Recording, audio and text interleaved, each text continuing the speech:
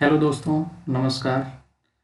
दोस्तों, supreme court के द्वारा यूजीसी की नई गाइडलाइंस पर फ़िलहाल के लिए स्टे लगा दिया गया है।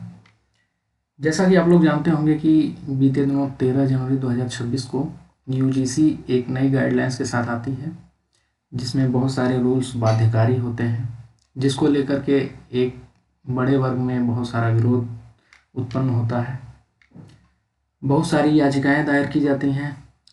उन याचिकाओं की सुनवाई में सुप्रीम कोर्ट ने आज यह निर्णय लिया है कि फिलहाल के लिए इन रूल्स पे स्टे लगा दिया जाता है। और स्टे लगाने का बेसिक कारण यह है कि उन रूल्स की लैंग्वेज में काफ़ी वेगनेस थी, आर्बिट्रेरी लैंग्वेज यूज़ किया गया था, जिसकी बहुत सारी क्लियरिटी नहीं थी। यह दलील देते हुए सुप्रीम कोर्ट, जो 2 जजेस की बेंच थी आज, उसमें चीफ जस्टिस भी थे, तो उन्होंने फिलहाल के लिए स्टे लगा दिया है। आइए देखते हैं क्या क्या रूल्स थे उस यूजीसी के 2026 के रूल्स में। एक बेसिक बैकग्राउंड की बात करें तो यह है रूल यूजीसी के द्वारा 2012 के रूल्स को रिप्लेस करते हुए लाया गया था। 2012 के रूल्स जो थे वो एडवाइजरी बेसिस पे जारी गए थे। उसमें बहुत सारी बाध्यकारी नीतियां नहीं थी, लेकिन 2026 के रूल में बहुत सारी ऐसी नीतियां थीं, ऐसे रूल्स थे जो बाध्यकारी होंगे और जिसमें पनिशमेंट का भी प्रावधान था। तो यह रूल फोकस करता है इक्विटी इन हायर एजुकेशन पे, कि सबको हायर एजुकेशन में समान अवसर मिले शिक्षा का।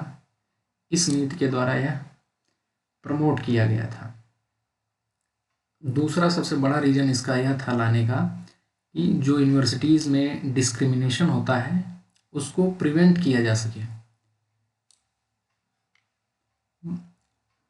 तीसरा यह रूल था इसमें कि जो शिकायतें आएंगी उनका कंप्लायंस मैंडेटरी रहेगा, इंस्टीट्यूशन इसके लिए जिम्मेदार होगा। ठीक है।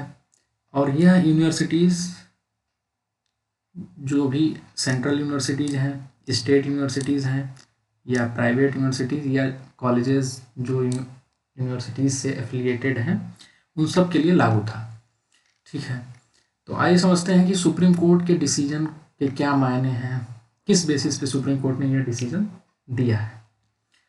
सुप्रीम कोर्ट ने आज की डेट में यह जो गाइडलाइंस थी उस पर टेम्पोरली स्टे लगा दिया गया है। तो स्टे लगाते ही वह रूल आज की डेट में नल एंड वाइड हो जाता है, जब तक कि इस पर फाइनल डिसीजन ना हो जाए।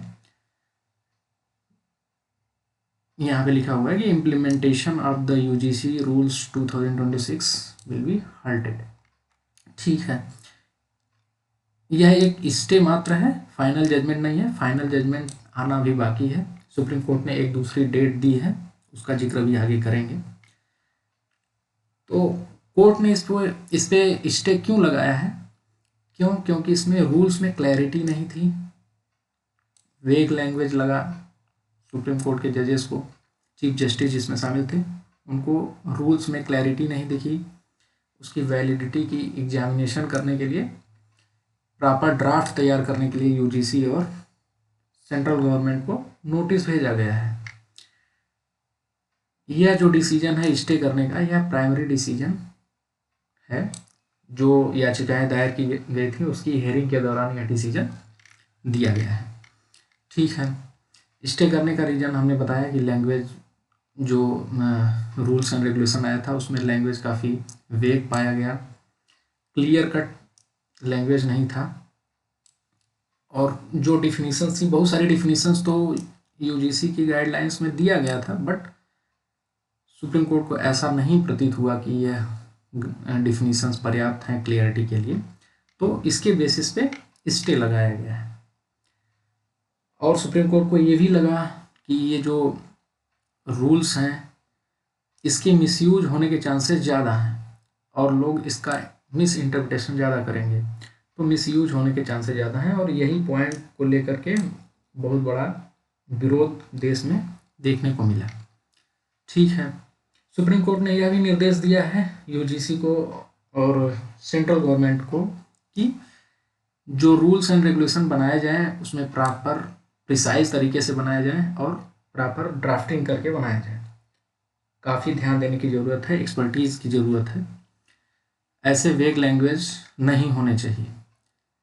ठीक है, तो इसमें और कंसर्न ओवर अनइंटेंडेड कॉन्सिक्वेंसेस, मतलब कि यह जो रूल्स बनाया गया है इसमें इसके जो कॉन्सिक्वेंस होंगे वह बहुत ही अनइंटेंडेड होंगे, मतलब अनपेक्षित होंगे, मतलब कि मिसयूज होने के चांसेस ज़्यादा हैं, जिनकी अपेक्षा नहीं की जा सकती, वैसे केसेस देखने को मिलेंगे।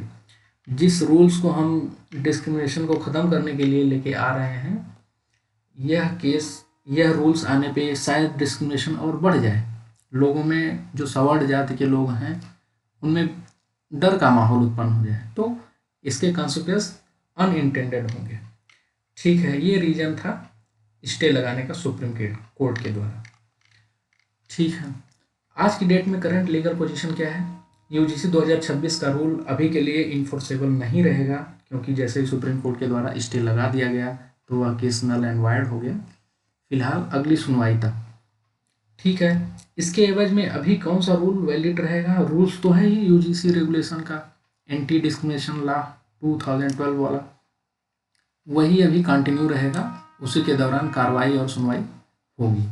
ठीक है, यूनिवर्सिटीज़ को और कॉलेजेस को ये जो एग्जिस्टिंग फ्रेमवर्क है, मतलब कि 2012 वाला जो रूल है उसको फॉलो करना पड़ेगा, वही इन्फोर्समेंट में रहेगा। ठीक है, no new compliance obligations for all, कहने का मतलब है कि जो नई बाध्यकारी नीतियां थीं 2026 की, उनका अनुपालन करना कोई अभी आवश्यक नहीं है, क्योंकि अभी वो रूल स्टे पे चला गया है, होल्ड हो गया है।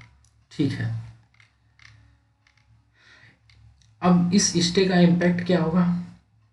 देखिए, ये रूल आने से यूनिवर्सिटीज़ और फिलहाल यूनिवर्सिटीज़ पे काफ़ी बर्डन था कि एक इक्वल अपॉर्चुनिटी सेंटर्स बनाने हैं। इक्वल अपॉर्चुनिटी सेंटर्स के अलावा उसमें एक इक्विटी स्क्वाड का भी गठन करना है।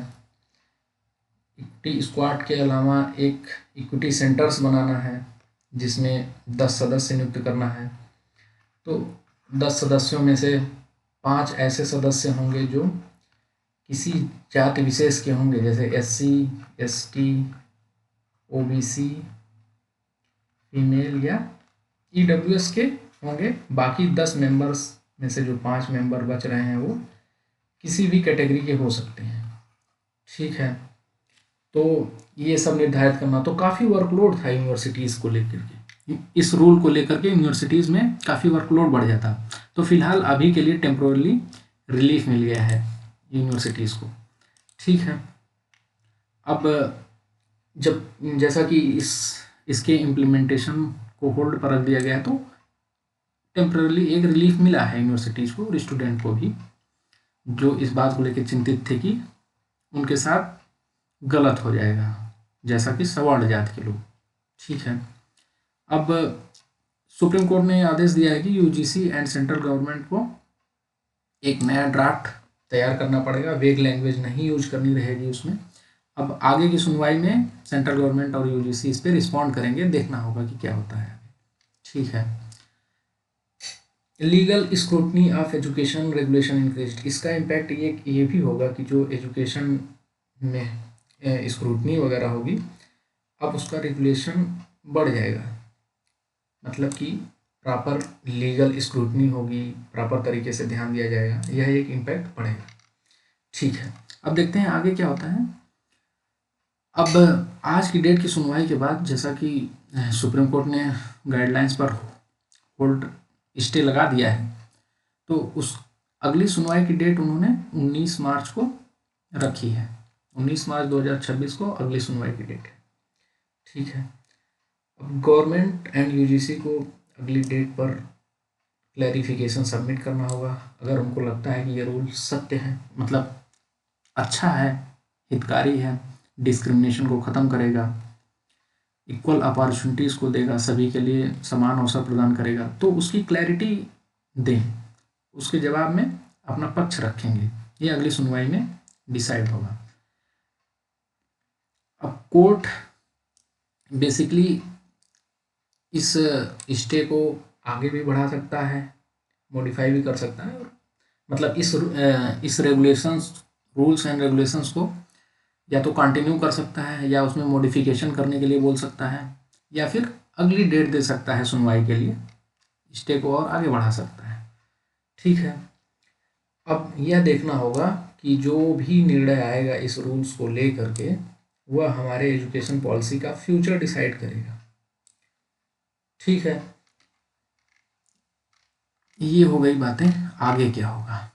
ठीक है, यही है। इसके अलावा यूजीसी में जो इस रूल्स को लेकर जो विवाद चल रहा था, उसके लिए एक डेडिकेटेड वीडियो मैंने इसी चैनल पे बना के रखी है, प्लीज़ उसको देखें। और यहाँ तक वीडियो देखने के लिए धन्यवाद।